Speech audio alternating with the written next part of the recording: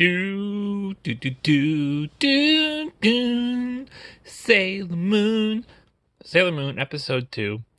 I don't even know if this is a review. This is just me like talking about Sailor Moon, the show. And in episode 1, I mentioned that I was going to fill the holes of the missing episodes from the original Deke broadcast with either reviewing the dub version that Viz did more recently or the original Japanese. And I didn't realize that the next episode is actually one of these episodes. So episode 2 of Sailor Moon was cut from the original airing in America.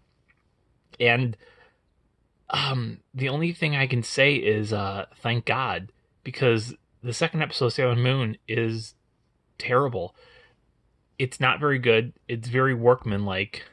It feels like a kind of passionless episode that they just had to get out there, and there's not really a whole bunch to it. So for this one, I decided to do the Viz dub, and it's been a while since I watched the Viz dub too. I think I don't know if I even watched all of season 1 with the Viz dub. I watched all of the Japanese with the original season. But like I said, I really like the Viz dub quite a bit. The Viz dub uses the original Japanese soundtrack, whereas the Deke dub from the 90s uses their own original soundtrack. And also, they don't recut anything. So, like, Sailor Moon has like this little intro where she explains who he is or who she is to all the kids. And I like the music. I forgot how jazzy the music was. And also, it sounds pretty high quality. They up-res the music a little bit or make it sound a little better. Anime. I'm not sure of anime nowadays, but all throughout the 90s and even into the early 2000s, Japan. People are watching this on TV, and they're also trying to produce anime cheaply. And people have these little apartments, so they never had really good sound quality in anime. If you look at DVDs, when anime DVDs started coming out, it was always Dolby, 2, or it's just really low sound quality. You can kind of hear it. It's kind of scratchy sounding. So it's interesting that the English dubs almost always have better sound quality than the Japanese ones, especially with older shows. Anyway, so this one is not a great episode in my opinion. Let's see. It's about an evil fortune teller who is turning the boys in class who go to him or her evil. So this is Jedi's next plan, is to make an evil fortune teller. And it's interesting because in the Viz dub, they tell right away that Queen Beryl is looking for the Silver Millennium Crystal, right, which is the powerful crystal that I believe has all this power. It's what Queen Serenity uses to reincarnate them on Earth. And so and then she's like, well, we can't find it. Anyway, we should suck some energy away from Earthlings, which is exactly what Jedi then prepares to do. That's pretty much all he's going to do, this whole season. I don't know. What's there to say? Sailor Moon gets out of bed in the morning. I wrote down that she has bows in her hair. So, she doesn't redo her hair every single morning. She ties it with pink bows to kind of hold it in place. Kind of like an old lady that goes to that only washes her hair when she goes to the get her hair done. Other times that she wears a shower cap. So Serena goes to school. She tries to sneak in. I guess I could use the Viz dub uses the original Japanese names. So when this first starts, both her and Melvin, whose name is Umino, I think it's Umino.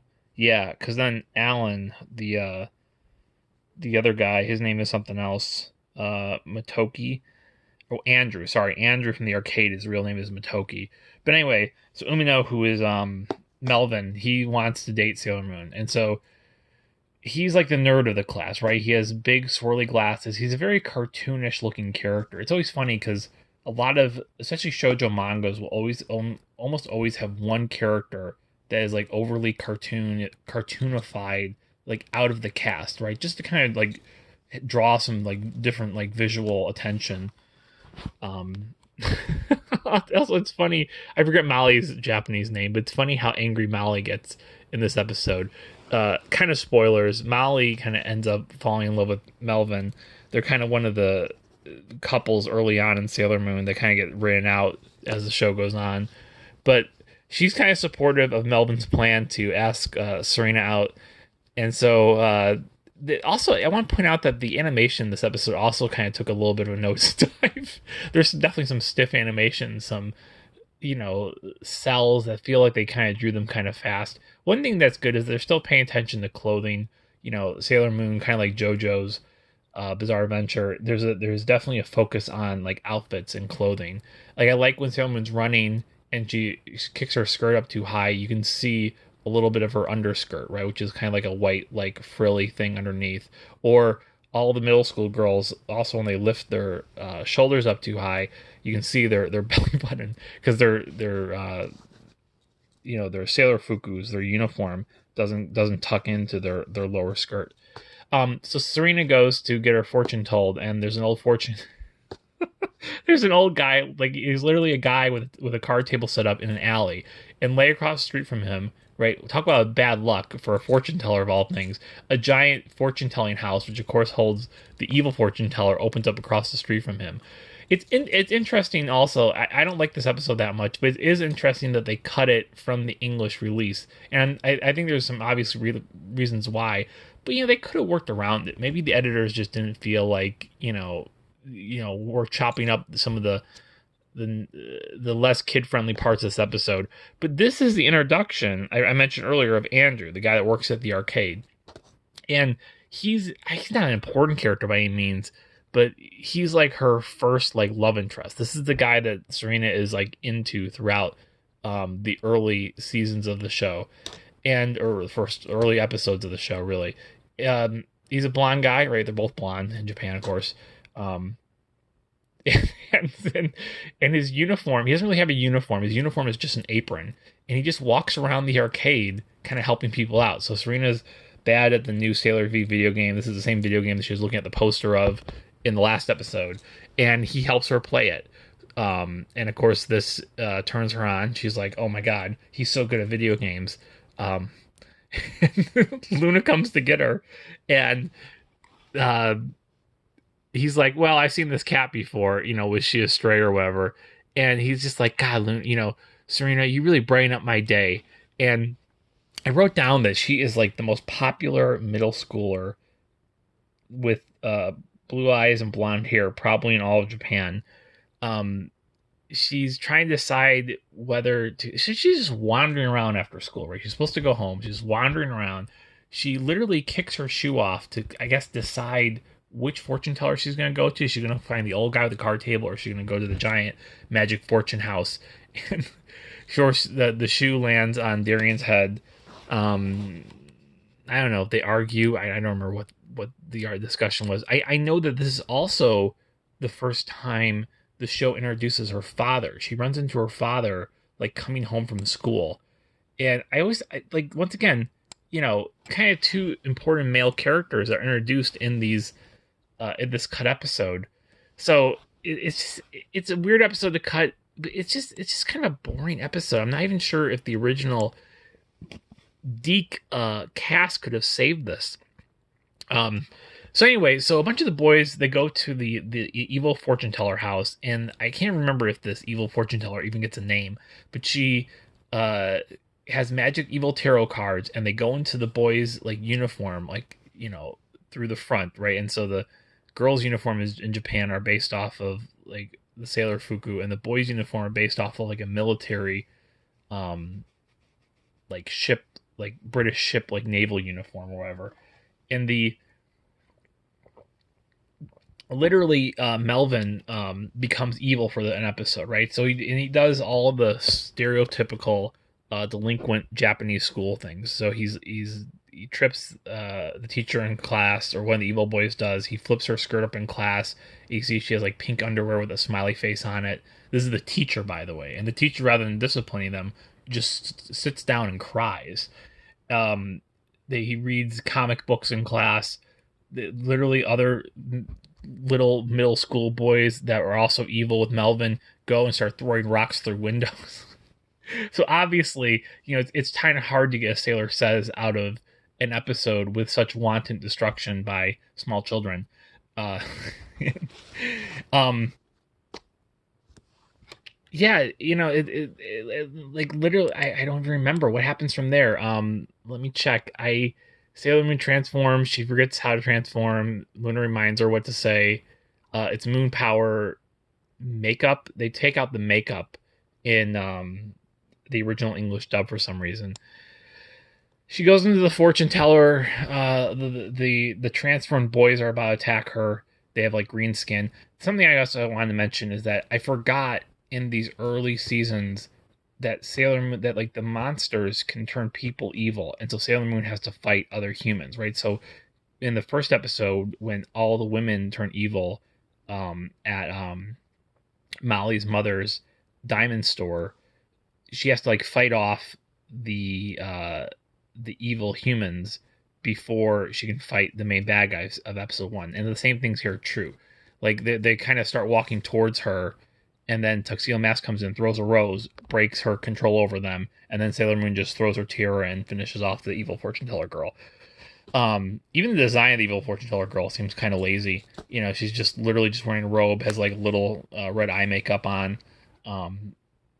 That's it.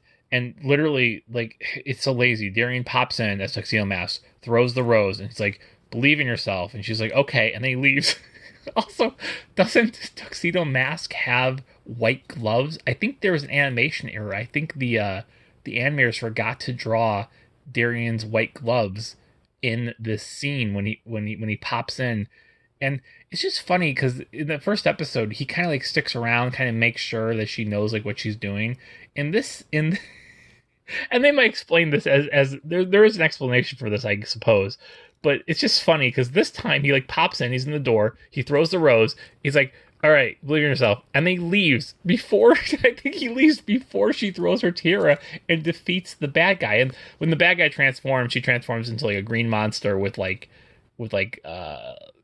claws for hair, so her hair is like comes out and like scratches, tries to scratch Sailor Moon. And also I remember at the beginning of the fight, she's throwing these magic like tarot cards or playing cards, and she's like, "That one almost hit my face," and she's like, "Well, that's the point." It's like she's a bad gambit. I do like the fact that the monsters are disguised. They do that a lot in Sailor Moon. They have like the monsters that when they start off human, then they're disguised, and then they have the bad guys who are always human, like Jedi or Queen Beryl. They're usually kind of more complex characters. Well, definitely more complex. You'll see as the show goes on. Um, and then what happens at the end? Melvin is, Molly tells Melvin everything he did under the control of the evil playing card, and he's distraught. He sees Serena, he apologizes, or she's like, "Oh, it's no big deal. You should forget about it." Yeah, I don't know. It For a second episode, it's rough, and I think it's also funny because I think a lot of Sailor Moon from my generation, I'm 34, depends on nostalgia. This is one of the formative animes, and this episode does not have it. Um, yeah, maybe it's a good thing they cut it. Who cares about Andrew or Serena's dad? It is worth pointing out that Serena's father, when they introduce him, he is not blonde. Sailor Moon is blonde because of her moon genetics and reincarnation. Her mom has blue hair and her dad has black hair, and Sailor Moon has blonde hair. And even if you ignore the Sailor Moon genetic reincarnation theory, the it's still in line with other animes such as Dragon Ball Z, where you have Bulma's parents. Bulma's mom has blonde hair and her dad has gray hair, and Bulma has blue hair, and she marries Vegeta, and they have a son with so Bulma has blue hair and Vegeta has black hair, and their son has purple hair. So it's just how anime genetics work. Okay, I think the next episode will be better. In fact, I'm going to check right now to see if it is the Love Line episode, which I think is a classic. I believe it's the one where they introduced the Luna Pen, which is Sailor Moon's excellent way of disguising herself. And it is. Okay, well, I'll be right back with Sailor Moon episode 3, the Luna Pen. We're just going to call it the Luna Pen because that's the most important thing that happens in this upcoming episode. All right. Bye-bye. Thanks for listening.